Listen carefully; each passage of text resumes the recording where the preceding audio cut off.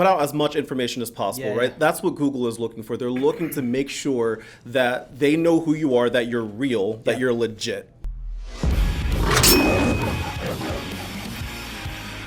Hello, everyone. Welcome to a special edition of In the Den. I am Bernie Olilla, One SEO's Vice President of Special Projects, and I'm here today with the one and only Kyrus and Westcott. Pleasure to have you in here, sir. You are our Director of Paid Media. Yeah, and man. Today we are going to talk about something that's really been a thorn in a lot of business owners' sides lately, right? Yes. We're going to be talking about the Google My Business listings, which has been driving people crazy for the longest time. So we're going to talk a little bit about that today. Yeah, and I think it's going to answer a lot of questions for people. I can't, honestly, dude, I can't go a day without having somebody post it in a Facebook group that I'm a part of for like these businesses, or to even text me directly or reach out like, hey, is it okay if I change a phone number? Or people are like tiptoeing real hard around Google My Business. Yes, there's over the last year, there's been so many changes that have taken place, and because of that, there's been so many listings that have been suspended. And the worst part is that once they're suspended, it can be really hard to get them back up. So today we're going to talk about what you can do to hopefully prevent that, and what to do if it does happen to get suspended. 100%. Let's start off with, number one, obviously they had the rebrand to now they're Google Business Profiles. But for all intents and purposes, it's Google My Business. So let's kind of get started here a little bit with give everybody a little bit of background on what the major issues have been lately. Sure. And to kind of preface all of this, let me just say that Google My Business Profiles, the reason that you want to make sure that you're listening in on this is because this is probably the most important thing that your business will have, right? Because when people are Googling things, that's the first thing that's going to pop up. Right? So you want to make sure that all of that is up to date. So the reason that that people are kind of complaining nowadays is because the changes that they made, it kind of changed the layout a little bit, right? So for people that are used to it, like me and you, that are in there every single day, other people, they're give me not too much credit. They're not in there as much, so it can be a little confusing. They took away some of the metrics as well, but overall, it's not going anywhere. So people are just going to have to get used to it, man. They're going to have to get used to it. Google goes hard on Google My Business too. They're like, yo, you better post to it every single day. Don't even think about changing nothing ever. This is serious business in here. But like you were saying earlier, it's really important, especially because people, you can see reviews there, right? That's where we go and have like peer-to-peer interactions about businesses and the experiences.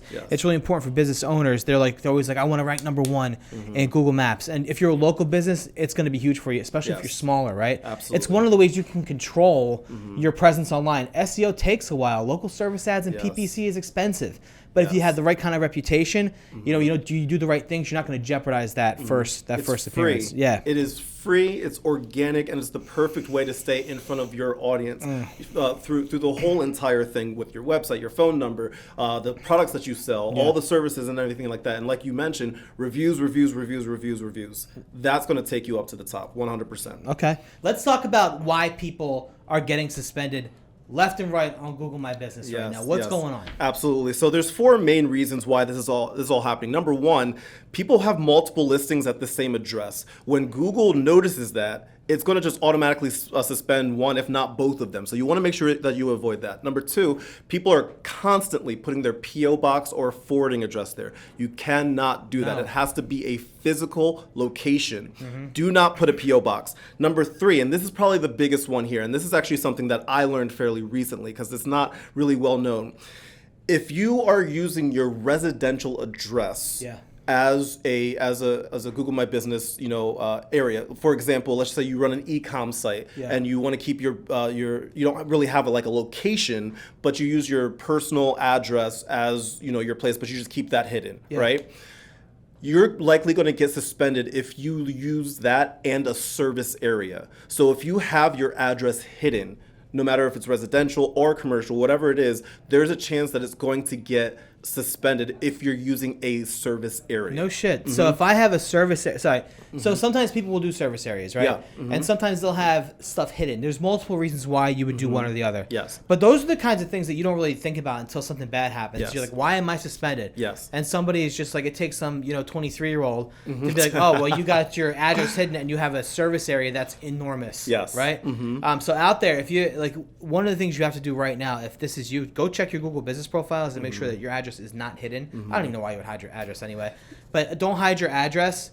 All right, and then make sure that you want to make sure that you put out as much information as possible, right? That's what Google is looking for. They're looking to make sure that they know who you are, that you're real, that you're legit at the end of the day. And the last thing that people do, a lot of times people will use like a workspace, kind of like a WeWorks kind of open area. Like they'll take that address and they'll use that as their go-to spot, which you cannot do. That's going to get it suspended pretty much immediately. If you're at a WeWork, I think you have bigger problems than Google My Business profile right now. I have a documentary to show you. Yo, seriously, it's like the Fire Island of business. I know, exactly. Yeah, but seriously, don't use your WeWork. Have a legit location, right? Especially if you are in home services. This is huge for you in your business. If you're an attorney, right? If you are, I don't know, a construction company. Anything where you are relying on the local population to give you business, make sure you're doing this the right way. It's going to just help you overall. At the end of the day, it's going to help you, get found by the people that you're trying to reach in the first place. You were talking about earlier, getting higher up on that map. Yeah, man. That's how you do it. And a lot of times, a lot of people that I speak with, they're like, okay, is there a way around it? Blah, blah, blah. Work within what Google is giving you. Yeah. Of course there are workarounds, but that is going to often limit your success. Yeah. Use what Google is giving you to the best of your ability, and then you're going to start ranking higher. Yeah, you know what? You're right. People that try to take shortcuts like that are always the ones that get in trouble like this. And they're always the ones that don't talk to somebody. And they're the ones that are like, help me out. I'm suspended. Nobody can find me. Why? Is there a faster way to cheat the system? It's like, no, dude. There never is. Google, it's Google. You're not going to outsmart them. Like you just said, work within the system. Absolutely. There's a lot of options there for you. You just gotta work with them. They'll work with you. And with that being said, the hardest part probably with all of this is getting your listing verified in the first place. Yeah. Right? That's like super duper difficult, right? So one of the things that has changed recently is Google has been using video verification as opposed to the postcard. Now postcards are still available, but video verification is the thing, which is another reason why it's really important that you use a physical, real life address where your business is, because Google's going to be like, okay, turn on your camera and show me. Exactly. Prove it. Prove that your business. Prove it. Turn on your camera. Yo, I got a cousin that he's a plumber, and they did that to him. He had to turn on the camera and show them that was his business. I think before that you could even do it where it would just like verify your location, but they're getting so serious about this, it's not even funny. And the reason for that is that people were taking advantage of it. Yeah. You know what I'm saying? People were creating fake businesses that were hurting real life businesses. So this is their way of cracking down on this. And they good. There has to be. It's a little bit of policing going on out there by Google. Finally doing something for the little guy, you know? Absolutely. Well, let's kind of pivot then into some of the topics that we had to talk about in terms of tips for people. Yeah, absolutely. So Google My Business, it's a very simple product, but it can, there's a lot of things that people don't do that they should be doing. Number one, you got to keep it as updated as possible. Update your hours, update your website, post as often as you can. Put your specials, your services up there. Keep it updated.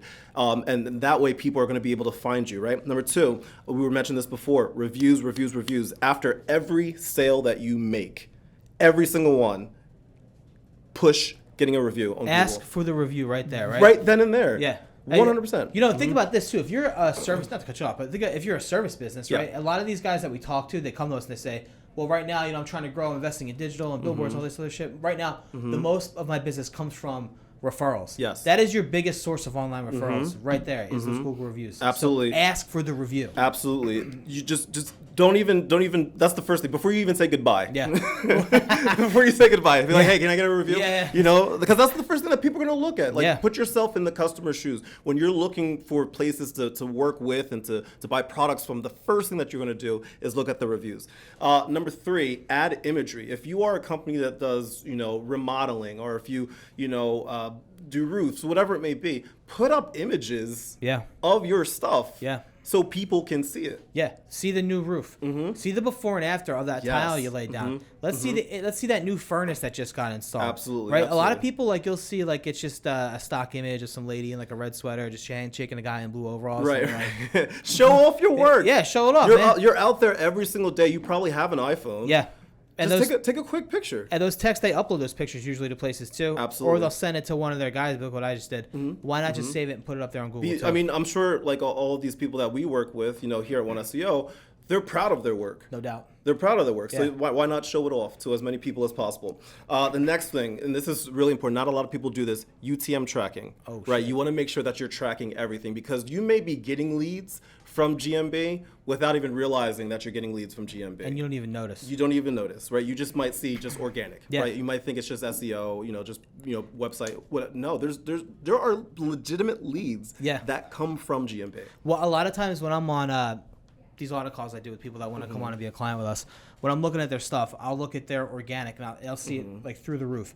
Then I start looking at like landing pages and stuff, and I'm like, your Google My Business is dripping into your organic. Yes. That's not the same thing at all. That is direct traffic. It should be put in that bucket. It should be put in the GMB bucket. You know what I mean? But track that the right way. UTM wrap everything. Absolutely, 100%. And the last thing, and this is you might laugh at this one, but people do this.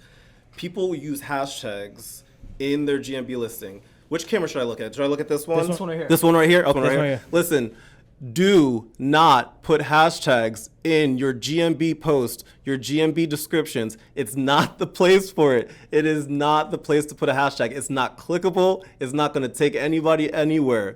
Don't do it. And the next thing that people do, keyword stuffing. Do not do that. It hurts you, just like it would on your website. It's going to hurt you on your GMB listing as well. Do not just, if you do HVAC, don't just put in HVAC every other word. Yeah, because it's not, you know how that happens usually is they're working with some like crappy agency, right? That just copy and pasted what they posted on Instagram into their Google My Business.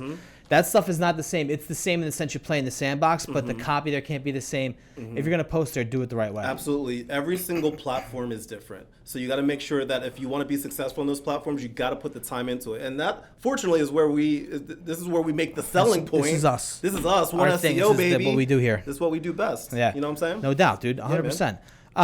Google My Business takeaways.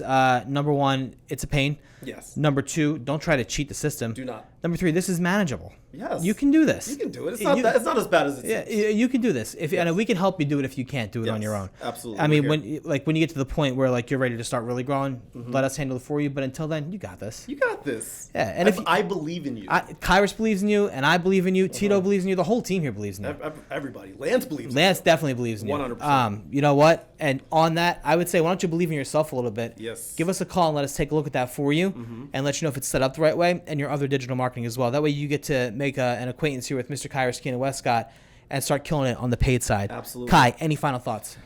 You got this. No matter what it is from a digital marketing side, you can invest and you can be successful. It's going to take time. It's going to take patience. It's going to take consistency. It's going to take people that know what they're doing. That's us. 100%, guys. Thank you so much for tuning in. We will see you on the next episode of The Den.